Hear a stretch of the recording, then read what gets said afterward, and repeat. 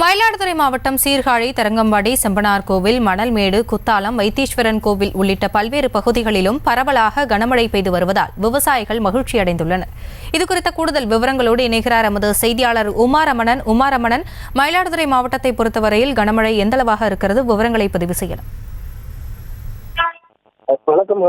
காற்று திசை மாவட்டத்தின் காரணமாக தமிழகத்தின் பல்வேறு பகுதிகளில் லேசான முதல் கனமழை பெய்துள்ள வானிலை ஆய்வு மையம் அறிவித்துள்ளது. மயிலாடுதுறை மாவட்டம் சீர்காழி, தரங்கம்பாடி, செம்மனார் கோவில், மணல்மேடு, குத்தாலம், வைத்தீஸ்வரன் கோவில் உள்ளிட்ட பல்வேறு பகுதிகளில் பரவலாக கனமழை பெய்து வருகிறது.